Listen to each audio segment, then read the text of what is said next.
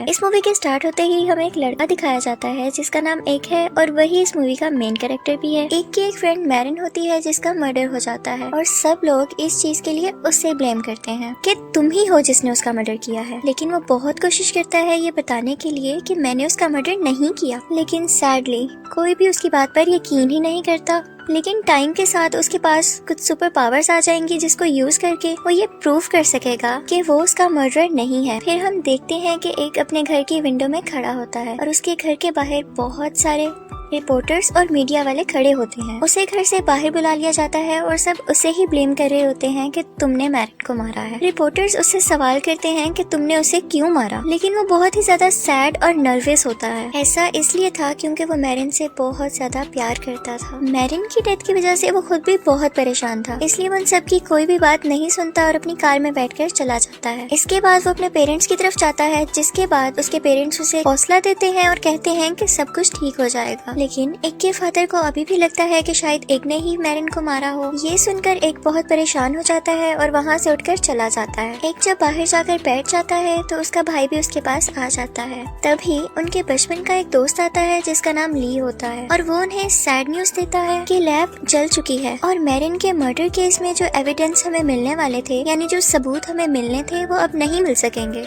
एक ये सुनते ही बहुत परेशान हो जाता है क्योंकि उस लैब में वो मेडिकल रिपोर्ट्स और पोस्टमार्टम रिपोर्ट्स मौजूद थी जिनकी वजह से मैरिन के रेपिस्ट और मर्डरर का पता लग सकता था। रात को मैरिन के फादर और उसके बाकी रिलेटिव्स एक जगह पर उसकी मेमोरी में कैंडल्स रखने के लिए इकट्ठे होते हैं। मैरिन के फादर उन सबको बताते हैं कि एक ने ही उनकी बेटी को मारा है और वो इसकी सजा पाकर जरूर रहेगा। एक ऊपर ट्री हाउस से बैठा ये सब कुछ देख रहा था। वो बहुत परेशान था क्योंकि एट लीस्ट उसे मैरिन के फादर से उम्मीद नहीं थी। उनके जाने के बाद एक वहाँ जाता है और गॉड से कहता है कि उसने ऐसा क्यों किया।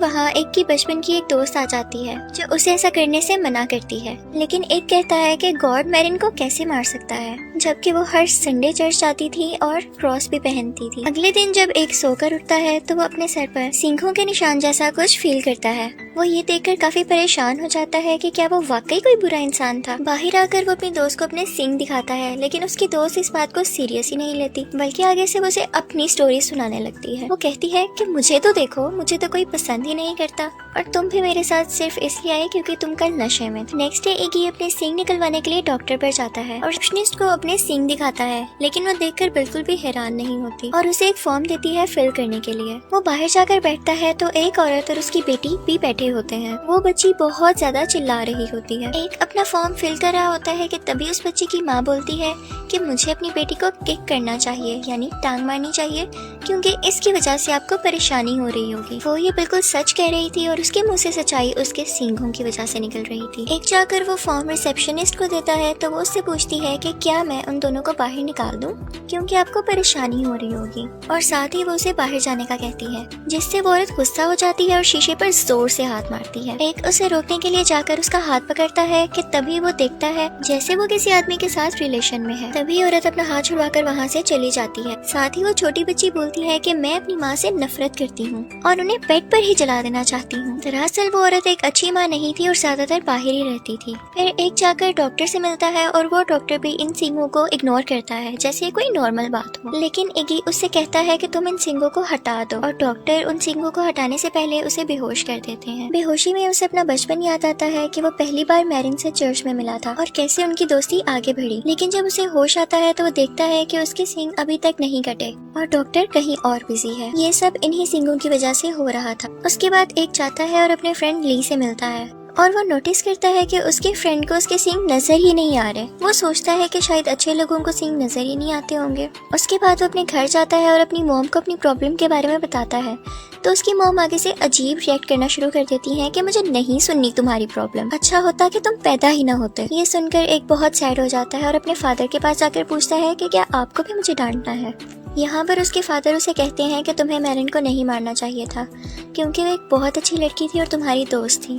और एक कहता है कि डैड मैंने उसे नहीं मारा, आप मेरी बात का यकीन क्यों नहीं करते, मैं अपनी दोस्त को क्यों मारूंगा। लेकिन उसका फादर यकीन नहीं करता और बताता है कि मैंने ही लैब में आग लगवाई थी ताकि सारे सबूत जल जाएं और तुम बच जाओ। यहाँ पर एक अपने फादर से बहुत गुस्सा होता है और कहता है कि अगर आज आपने आग ना लगवाई होती तो अभी तक मैं बेकसूर साबित हो भी गया होता। और इवन असली मर्डर का भी पता चल चुका होता। और ये कहते ही वो वहाँ से निकल जाता है और अपने दोस्त ली को कॉल करके सब कुछ बताता है। तभी वो देखता है कि उसके पीछे कुछ मीडिया वाले आ रहे हैं। यहाँ एक क्लब में आता है जहाँ उसकी फ्रेंड काम करती थी जिसके वो घर गया था। रिपोर्टर्स उसके पीछे आ रहे होते हैं। तभी वो उनसे कहता है कि तुम सब में से इंटरव्यू मेरा वो लेगा जो सबसे ज्यादा बेस्ट होगा। और ये सुनते ही तमाम रिपोर्टर्स आपस में लड़ना शुरू कर देते हैं, जिसका फायदा उठाकर वो कैफे के अंदर आ जाता है। एक अंदर जाता है तो उसका ऑनर उसे बताता है कि मैं अपने इस क्लब को चलाना चाहता हूँ ताकि इंश्योरेंस के पैसे मुझे मिल सके। और ये सच भी उसने उसके सींगों की वजह से बोला। वहाँ पर बैठे सब लोगों से वो पूछता है कि क्या कोई मैरिन के मर्डर केस के बारे में जानता है। वहाँ पर बैठा हुआ एक आदमी उसे बताता है कि मेरा कजन पुलिस में है और वो जानता है कि नया विटनेस कौन है। वो बताता है कि वो एक वेट्रेस है जिसने तुम्हें और मैरिन को एक ड्रिंक सर्व की थी और उसी ने ये बयान दिया था कि तुम मैरिन को खींचकर वहाँ से ले गए थे। ये सुनते ही एक रिलैक्स हो जाता है क्योंकि अब वो जान चुका था कि उसके खिलाफ बयान किसने दिया। एक बाहर आकर अपनी कार में बैठ जाता है और वो रिंग निकाल कर देखने लगता है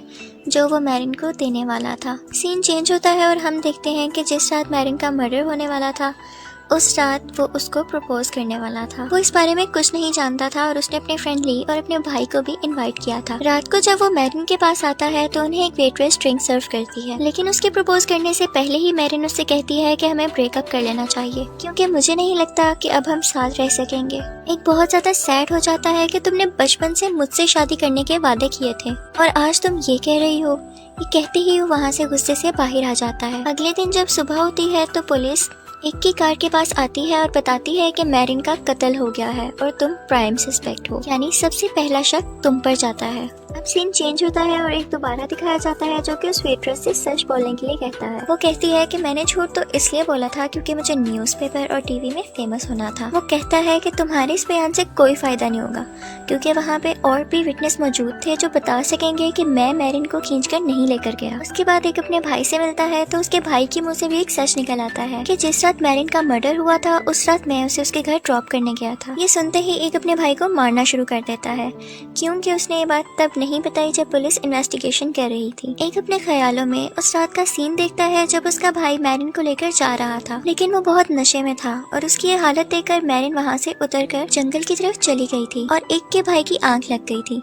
लेकिन जब उसकी आंख खुली तो उसके कपड़ों पर खून लगा हुआ था और उसके पास एक पत्थर पड़ा हुआ था जिस पर खून था। वो काफी परेशान हो जाता है और जंगल की तरफ जाता है तो मैरिन की डेड बॉडी देखता है। उसे अपनी आंखों पर यकीन नहीं आ रहा था तो वो लेक पर जाता है और अपने कपड़े और पत्थर उस लेक में फेंक देता है। ये सब कुछ देखकर एक अपने भाई को ही रिस्पॉन्सिबल कहता है कि तुमने मैरिन को मारा। उसी वक्त पुलिस आ जाती है और एक को अरेस्ट कर पुलिस स्टेशन ले जाती है। अगले दिन एक का फ्रेंड ली उसे जाकर ले आता है। तब एक नोटिस करता है कि ली भी अपने गले में क्रॉस पहनता है और ये तो वही क्रॉस है जो मैरिन पहनती थी। एक उससे पूछता है कि ये क्रॉस तुम्हारे पास कैसे आया, तो ली उसे बताता है कि मैरिन ने ये खुद मुझे दिया था। एक कहता है कि भला तुम्हें वो क्यों देगी जबकि हम दोनों एक दूसरे से प्यार करते थे। तो ली उसे बताता है कि जिस लड़की के लिए वो तुम्हें छोड़ रही थी वो मैं ही था। एक बहुत बुरी तरह मेंटली डिस्टर्ब हो जाता है कि उसकी फ्रेंड ने उसी के बेस्ट फ्रेंड के साथ मिलकर उसे चीट किया। तभी वो गुस्से में कार ड्राइव करते हुए मैरिन के फादर के पास चला जाता है। वो उससे पूछता है कि क्या आपकी बेटी मैरिन ने आपसे किसी दूसरे लड़के का कभी भी जिक्र किया। तो इस पर उसका फादर उसे कहता है कि नहीं, वो सिर्फ तुम्हारा नाम लेती थी और तुमसे प्यार करती थी, लेकिन तुमने तो उसे मार दिया। अब इससे पहले कि मैं तुम्हें मारूं तुम यहाँ से चले जाओ। फिर एक सुनसान जगह पर चला जाता है और अपने सींगों को निकालने की बहुत कोशिश करता है, लेकिन वो बहुत मजबूती से उसके सर के अंदर थे और अलग नहीं हो पा रहे थे। तभी वो देखता है कि उसकी तरफ बहुत सारे स्नेक्स यानी सांप आ रहे हैं और ये भी उसकी सींगों की वजह से था। यहाँ पर एक को फर्स्ट टाइम एहसास होता है, यानी वो रियलाइज करता है कि उसकी वीकनेस नहीं उसकी स्ट्रेंथ है और इसकी वजह से वो काफी पावरफुल हो जाता है कि वो लोगों के दिलों की बातें भी जानने लगा था। फिर आता है वो उसी वेट्रेस के पास जिसने उसके खिलाफ बयान दिया था और वो सब सांप उस वेट्रेस को काट देते हैं और फिर एक वहाँ से चला जाता है। उसको पुलिस फॉलो कर रही थी, लेकिन वो अपनी पावर्स को यूज करके भी वहाँ से निकल आता है और अपने भाई की तरफ आ जाता है। वो देखता है कि उसका भाई बहुत सारी ड्रग्स ले रहा है और वो अपनी पावर से उसे सारी की सारी ड्रग्स खाने के लिए कहता है और उसका भाई सारी ड्रग्स खा लेता है और उसकी हालत बहुत ज्यादा खराब होने लगती है। एक ने ऐसा इसलिए किया क्योंकि उस रात जब उसने मैरिन की डेड बॉडी देखी तो उसे पुलिस को इन्फॉर्म करना चाहिए था, लेकिन उसने ऐसा नहीं किया और खुद को बचाया। अगले दिन ली एक के पास आता है और उसे बताता है कि इसमें मेरी कोई गलती नहीं है, ये मैरिन का फैसला था कि वो तुम्हें छोड़ना चाहती थी। लेकिन एक झपट कर उसके गले से वो क्रॉस निकाल लेता है।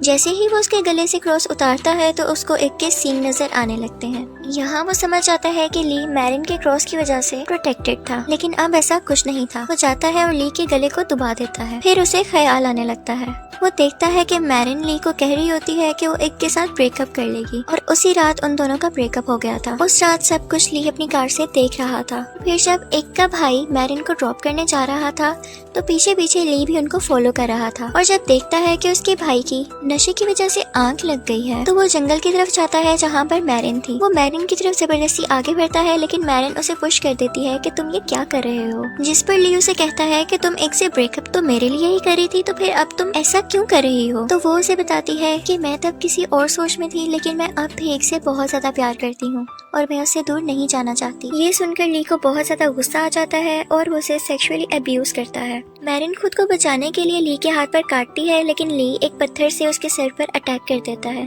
जिसकी वजह से उसकी डेथ हो जाती है। एक जब ये देखता है तो वो बहुत ज्यादा शॉक्ड हो जाता है, क्योंकि वो जान चुका था कि मैरिन को अब किसने मारा। यहाँ वो एक को बताता है कि उसी ने उसके भाई के हाथ में वो पत्थर रखा था ताकि सारा का सारा इल्जाम उसके ऊपर आ जाए। इसके साथ ही वो एक को मारता है और उसकी कार और उस पर गैसोलीन डालकर आग लगा देता है, लेकिन एक समझदारी का मुजाहिरा करते हुए अपनी कार के साथ ही पानी में छलांग लगा देता है। हर जगह ये न्यूज़ फैल जाती है कि एक की उसकी कार में पानी में डूबकर डेथ हो गई है और उसकी बॉडी अभी तक किसी को भी नहीं मिली। और हम ये भी देखते हैं कि उसका भाई भी हॉस्पिटलाइज होता है, यानी हॉस्पिटल में होता है, और उसकी हालत भी अभी कुछ ज्यादा बेहतर नहीं थी। सीन चेंज होता है और हम एक को पानी से बाहर आता हुआ देखते हैं। वो अभी जिंदा होता है। एक इसी हालत में मैरिन के फादर के पास जाता है और उसे बताता है कि असली मर्डर है कौन। यहाँ पर वो मैरिन के क्रॉस को उसके फादर को देता है तो वो उसे कहता है कि मुझसे ज्यादा तुम्हें इस चीज की जरूरत है। जैसे ही वो मैरिन के क्रॉस को पहनता है तो वो बिल्कुल पहले जैसा हो जाता है और उसके सींग भी गायब हो जाते हैं। फिर उसके बाद वो उसी ट्री हाउस में आ जाता है जहाँ वो मैरिन के साथ टाइम स्पेंड किया करता था। तो उसे वहाँ पर मैरिन का एक लेटर मिलता है जिसमें लिखा था कि तुम मेरे मरने के बाद इसे पढ़ पाओगे। ये भी लिखा था कि जो ख्वाब हमने देखे थे हम उसे पूरा नहीं कर पाएंगे, क्योंकि मैं भी फैमिली कैंसर की वजह से मरूंगी और तुम्हारे साथ लाइफ स्पेंड नहीं कर सकूंगी, और मैं नहीं चाहती कि इसकी वजह से तुम्हारी लाइफ खराब हो, लेकिन मैं तुमसे हमेशा प्यार करती रहूंगी। ये सुन के एक को एहसास हो जाता है कि असल में मैरिन ब्रेकअप क्यों करना चाह रही थी। एक यहाँ से सीधा अपने भाई के पास जाता है और उसे बता देता है कि उसका कातिल यानी मर्डरर ली है। वो कहता है कि कुछ भी हो मैं उसे सजा दिलवा कर रहूंगा। उसका भाई कहता है कि मैं भी आपके साथ आऊंगा। ली सब कुछ भूल चुका था और वो नहीं जानता था कि लास्ट टाइम इन दोनों के दरमियान क्या हुआ। एक इसी बात का फायदा उठाते हुए उसे उस ट्री के पास ले आता है जहाँ पर ली ने मैरिन को मारा था। एक उसे बताता है कि मैं जान चुका हूँ, तुमने ही मैरिन को मारा है। ली उसे कहता है कि तुम कैसी बातें कर रहे हो, मैं ऐसा नहीं कर सकता। एक उसे कहता है बस अब और झूठ नहीं, बंद करो ये झूठ बोलना। यहाँ पर पुलिस ऑफिसर्स और उसका भाई भी आ जाता है। यहाँ पर इन सब में हाथापाई हो जाती है, यानी फाइट हो जाती है, जिसमें एक के भाई का पाँव जख्मी हो जाता है और पुलिस ऑफिसर मारा जाता है, जिसकी वजह से उसे मैरिन का क्रॉस थोड़ी देर के लिए निकालना पड़ता है। और जैसे ही वो क्रॉस निकालता है वो एक पूरा का पूरा डेविल बन जाता है। ली शॉटगन से एक को मारता है लेकिन उसे कुछ भी नहीं होता। इसके बाद एक ली के पेट में अपना सींग घुसा देता है, जिसकी वजह से वो काफी जख्मी हो जाता है। उसी जख्म के अंदर एक सांप यानी स्नेक घुस जाता है। उस स्नेक को एक कंट्रोल कर रहा था। वो सांप उसके मुंह से होता हुआ उसके पेट में चला जाता है, जिसकी वजह से ली को अब उसके किए की सजा मिल चुकी थी। और यहाँ पर दिखाया जाता है कि फाइनली ली की डेथ हो जाती है। एक को वो क्रॉस लॉकेट पहनने का मौका ही नहीं मिलता और हम देखते हैं कि वो अपने भाई के सामने ही पत्थर बन जाता है और उसकी भी डेथ हो जाती है। फिर हम देखते हैं कि एक मैरिन के साथ आफ्टर लाइफ में है और बहुत खुश है, और यहीं पर ये मूवी खत्म हो जाती है।